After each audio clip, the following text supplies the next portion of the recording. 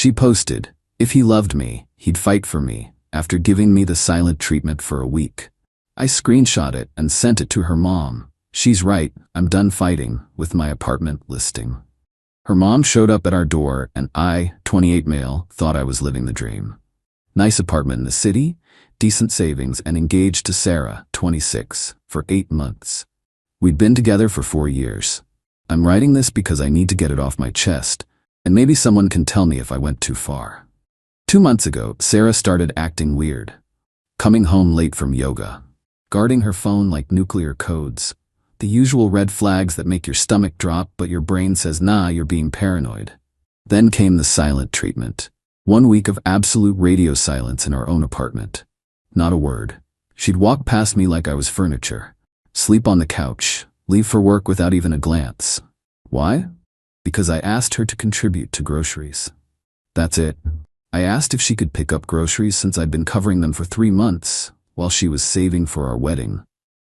Day 7 of the silent treatment, she posts on Instagram, "If he really loved me, he'd fight for me instead of being petty about money. A real man provides without keeping score." I stared at that post for a solid hour. My friends were texting me screenshots. Her mom liked it. Her sister commented with prayer hands. That's when something in me just switched off. No anger, no sadness, just clarity. I took a screenshot and opened my texts with her mom, Linda. Good relationship with Linda. She used to joke I was the son she never had. I attached the screenshot and typed, "She's right, I'm done fighting." Then I attached another screenshot, the listing for our apartment that I just posted on 3 different rental sites. Available immediately. First month free to qualified tenants. It wasn't 2 hours, but later that evening, the pounding started. Linda was at our door. I'd seen her try to call me twice, but I let it go to voicemail. I needed to do this face to face.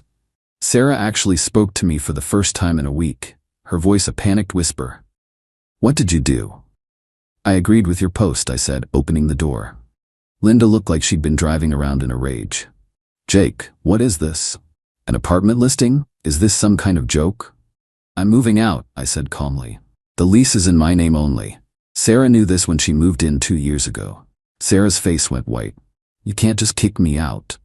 "I'm not kicking you out. I'm ending my lease. The landlord already has applications. You're welcome to apply." Here's what Sarah didn't know. I'd been documenting everything. Every rent payment from my account, every utility bill, the lease agreement clearly stating I was the sole tenant.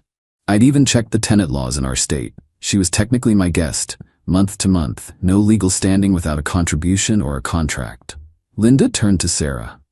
"Is this because of that Instagram post? You air our dirty laundry and he responds like this?" Sarah tried to play the victim.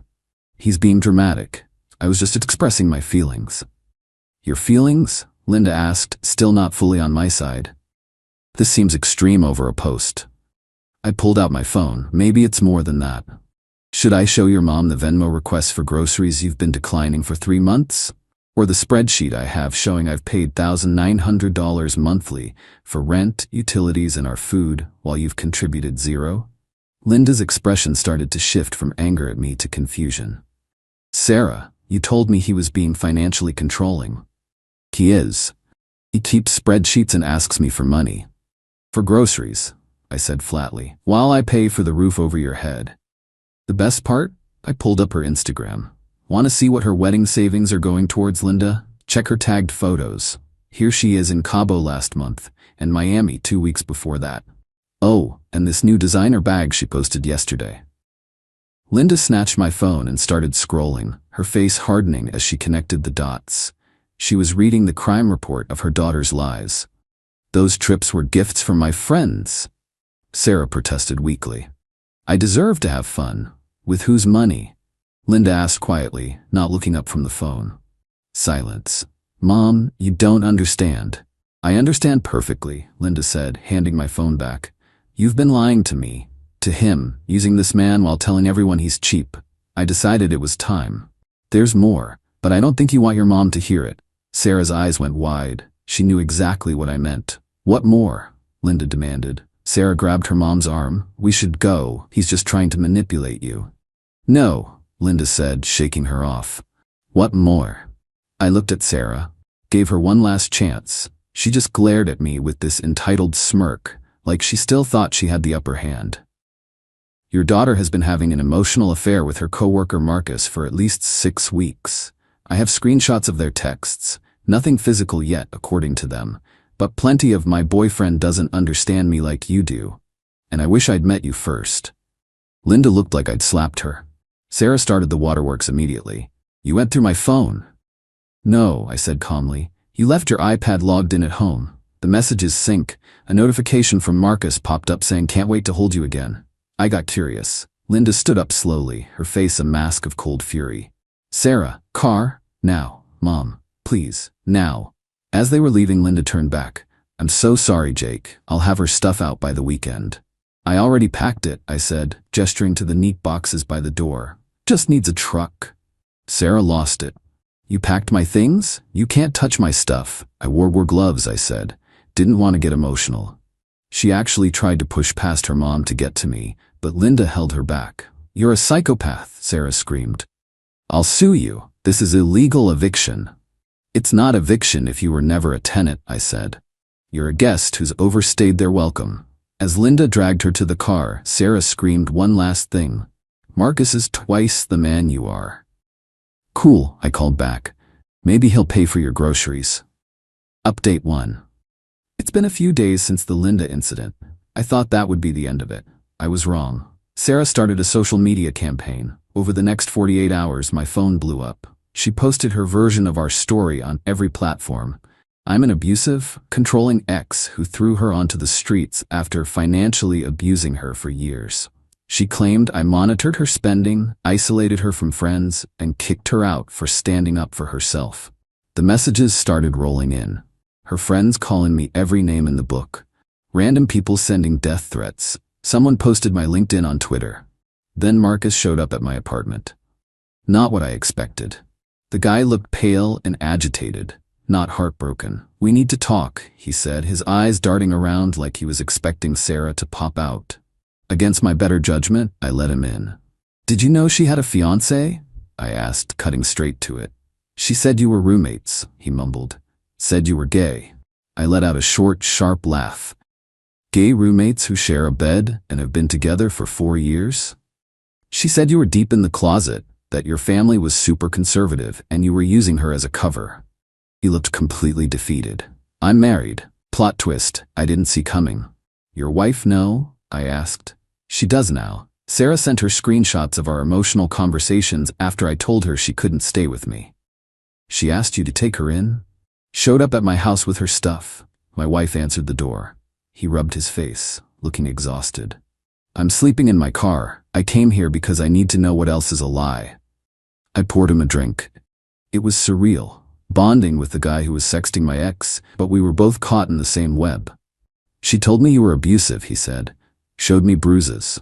Bruises? He pulled out his phone, showed me photos she'd sent him. Bruises on her arms and legs. Date stamps from last month. She does CrossFit, I said. Those are from box jumps and missing a clean. I have videos of her at the gym getting those exact bruises. His face went even paler. She said you hit her. Never touched her in anger in 4 years. I pulled up my photos. Here are her Instagram stories from the gym. Same bruises, same locations. See the dates? He stared at the evidence like his world was crumbling, which I guess it was. I might lose my wife over this, he whispered. You might lose your wife for cheating, I corrected gently. Sarah was just the bomb you chose to blow up your life with. He nodded slowly. Is she with her mom? As far as I know. Her mom called my wife, apologized for Sarah's behavior, said she raised her better. He laughed bitterly. My wife told her it wasn't her fault her daughter's a homewrecker. We sat in an awkward silence that stretched for a few minutes. She's still telling everyone you're evicting her illegally, he finally said. I know. I've already consulted a lawyer to send a cease and desist. Is it illegal? No, she was never on the lease, never paid rent or utilities. In this state, that means she has no tenant rights. She was a long-term guest and her invitation was revoked. She told me she paid half of everything. I pulled up my bank statements on my laptop, showed him 2 years of rent payments, all from my account. Jesus, he muttered. She played us both. Your wife might take you back, I offered. Sounds like she's a fighter. He shook his head. 20 years of marriage, thrown away for this. After he left, I checked social media. The narrative was slowly shifting. Marcus's wife had started posting her side, including Ring camera footage of Sarah screaming at her to fight for your man, don't be a doormat. Linda's apology comment on a mutual friend's post also started making the rounds.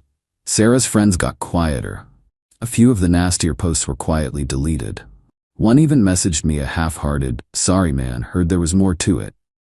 But Sarah doubled down, posted a video crying about how everyone was ganging up on her for falling in love. How Marcus was her twin flame, and I was too insecure to accept it. The comments were not kind. People started fact-checking her.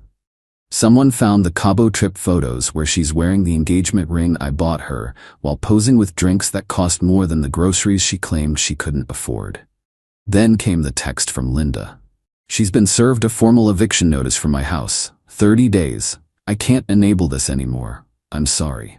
Update 2. 2 weeks have passed. I thought things were calming down. Moved into a smaller place closer to work. Blocked Sarah on everything. Started therapy. Even went on a coffee date. It was weird but nice. Then Sarah's dad, Robert, called. Robert and I had a complicated relationship. Former military, intimidating as hell, but we'd bonded over football and beer. He'd been deployed overseas for most of this drama. I'm back, he said. We need to talk, in person. I met him at a bar downtown. He looked tired, older than I remembered. Linda filled me in, he started, his voice low. But I need to hear it from you. She showed me the posts, the messages, the financial records. I'm sorry it all went down like this. He held up a hand. I'm not here for apologies. I'm here because Sarah is now claiming you stole from her. I nearly choked on my beer. What? She's telling everyone you had access to a savings account and you drained it. Says that's why she couldn't contribute to bills. Robert, she never had a savings account that I knew of. Certainly not one I could access. I know. He pulled out his phone. Because I've been tracking the savings account I set up for her, the one I've been depositing into for her future. For your wedding. My stomach dropped. There was a wedding account? $500 a month for the last 3 years. That's 18 grand. Plus a $10,000 bonus I put in last Christmas. $28,000. He showed me the statements. Want to guess when it was emptied? The dates lined up perfectly with her trips. Cabo, Miami, the designer purchases. She told Linda the account never existed, he continued, his voice heavy with disappointment. Said I was lying to cover for you. That's insane. It gets worse. He signaled for another round. She's been telling people you two were never really engaged, that you forced the ring on her, that the party was just a party. I pulled out my phone, showed him the receipt for her engagement ring, the proposal video my friend took, the photos from our engagement party that he attended. I was there, he said quietly. I gave a toast. I know it was real. Then why? Because she's so deep in her own lies, she can't see the truth. Linda thinks she's having some kind of breakdown. He showed me more texts from Sarah, wild accusations, claims that I'd hacked her accounts, isolated her from family, even drugged her to make her seem unstable. Is she using? I asked, the thought occurring to me for the first time. We don't think so, just spiraling. He looked defeated. She's my daughter. I love her, but I don't recognize this person. What do you need from me? The truth. A written statement for our lawyer. Lawyer? She's trying to sue you for theft and emotional damages. We have to stop this before she ruins her life completely. I agreed to write a statement and provide all my documentation. Robert thanked me and got up to leave, then paused. I'm sorry, son, he said. I thought I raised her to be a better person than this. You did, I said. This isn't on you. He nodded grimly and left. That night, I got a call from an unknown number. Sarah's voice, you turned my dad against me. Sarah, stop. First my mom, then Marcus, now my dad. You're a master manipulator. You stole $28,000 from your parents. Silence. That was for our wedding, I continued. The one you spent on trips with your friends while crying poverty to me. That money was mine, she shrieked, for a future you threw away, a future you lied to me about. I needed to live my life. You were suffocating me. By asking you to buy a carton of milk, she started sobbing. Why are you doing this to me? I'm not doing anything. I'm just not lying for you anymore. I'll drop the lawsuit if you tell my parents it was all a misunderstanding. No, I'll ruin you. I'll tell everyone you... What? What lie is left, Sarah? Everyone knows the truth now. I'm pregnant. I laughed, a hollow, tired laugh. No, you're not. How do you know? Because we haven't had sex in 3 months. Because you've been posting drinking videos every weekend. And because you already tried this lie with Marcus, and his wife has the screenshots where you admitted you weren't. She hung up. The next morning, Linda texted. She admitted she's not pregnant. We're getting her into counseling. Please, for your own sake, don't respond to any more of her attempts to contact you. Update 3. It's been a month since everything exploded. I should have left it alone. Should have just moved on. But the universe has a twisted sense of humor. I was at my regular coffee shop, the one I've been working from for years, minding my business, when I overheard a familiar voice. He was so controlling, made me pay for everything while he saved all his money. Classic narcissist behavior. Sarah, at the table behind me. On what was clearly a first date, she had the audacity to come to my spot. The guy was eating it up. That's terrible. You deserve so much better. I do, she sighed dramatically. I just want someone who understands that relationships aren't about keeping score. I couldn't help myself. I slowly turned in my chair. Hey, Sarah. Her face went from fake sad to real panic in record time. Jake. I'm Tom, the guy said, extending a hand. Seemed nice. Poor bastard. Good to meet you, Tom. I looked at Sarah. Didn't realize you came to this neighborhood. How's the apartment search going? Fine, she said quickly, grabbing her purse. Tom, we should go. Actually, I said to Tom, quick question. Did she mention she's currently trying to sue me for theft? Tom blinked. What? Sarah stood up. He's lying. This is what he does. He follows me and tries to embarrass me. Sarah, this is my regular spot. I have the receipts to prove it, I said, pointing to my laptop. And this is the first time I've seen you since your dad asked me for a statement for your lawsuit. Which, by the way, my lawyer says is going nowhere. Your lawyer? Tom asked, looking between us. For the emotional damage and theft charges she filed, I explained calmly. Even though her own parents have bank records showing she stole nearly $30,000 from them. Stop, Sarah screamed. The whole coffee shop was staring now. Tom stood up slowly. I think I should probably go. Tom, wait, he's a manipulative liar. Tom looked at me. Is she currently living with her parents? Last I heard, she was served an eviction notice from there, so I'm not sure. She said she owned a condo downtown. He just shook his head and walked out without another word. Sarah turned on me, her face contorted with rage. You just can't let me be happy. You sat behind me in my own coffee shop, telling lies about me. What did you expect? You probably followed me. I gestured to my laptop. I've been here for 2 hours working. See the timestamp on these files? She glared at me with pure hatred. I lost everything because of you. No, I said, my voice quiet but firm. You lost everything because you lied, you cheated, and you stole. I just stopped being your accomplice. Marcus won't even talk to me anymore. His wife probably appreciates that. This isn't fair. She was crying now. Real tears for once. I made mistakes, but I don't deserve this. What do you deserve, Sarah? A second chance. Everyone deserves a second chance. From who? Your parents who you stole from? Marcus's wife whose marriage you tried to wreck? Me? Who exactly owes you that chance? She sat down, completely deflated. For a fleeting moment, I saw the girl I fell in love with 4 years ago, before the entitlement, before the lies. I don't know how I got here, she whispered. Therapy might help. Your mom mentioned they found someone. I'm not crazy. Nobody said you were, but lying until you believe your own lies isn't healthy. She looked up at me, her eyes red. Did you ever really love me? More than you'll ever know, I said honestly. That's why this hurts so much. Then why won't you help me? I did help you, for years. I paid for everything. I supported you. I believed you. That was the problem. She stood to leave, then paused. For what it's worth, the engagement was real to me at first. When did it stop being real? When I realized I could have more. More than what? More than a guy who keeps spreadsheets for groceries. She walked out. I sat there for a while, processing. The barista came over. Turns out she'd been watching the whole thing. Ex? She asked. Yeah. Brutal. Yeah. The grocery thing is weird though, she said, wiping down the table next to me. Like, everyone knows you pay for your own groceries, right? She laughed.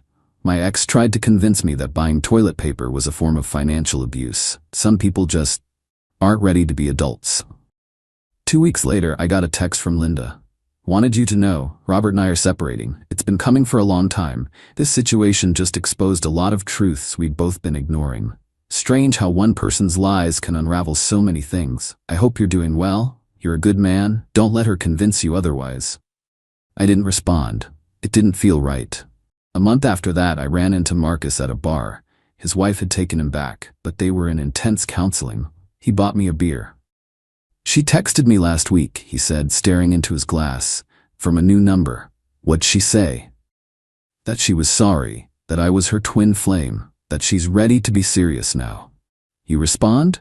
I screenshotted it and sent it to my wife. Our new rule is 100% transparency. It's the only way. Good call. You dating? He asked, taking it slow. Trust issues are a killer, you know? Yeah, he raised his glass, to learning the hard way, the hardest. Last I heard, Sarah was working part-time and living in a studio apartment. Still posting motivational quotes about rising from the ashes and knowing your worth. Comments are turned off. Her last flying monkey texted me yesterday. She says you ruined her life over groceries. That's so petty. I responded, it was never about the groceries. They asked what it was about then. I thought for a long time before answering, respect. They didn't reply. My therapist says I'm making progress. The trust issues are real, but workable. I still flinch when a date mentions she forgot her wallet or jokes about me being the man, so I should pay. Small trauma responses to work through. But I'm at peace with how it ended. Sometimes the best revenge isn't elaborate. Sometimes it's just refusing to lie anymore. Refusing to enable. Refusing to set yourself on fire to keep someone else warm. And yes, I still screenshot my grocery receipts. Old habits die hard.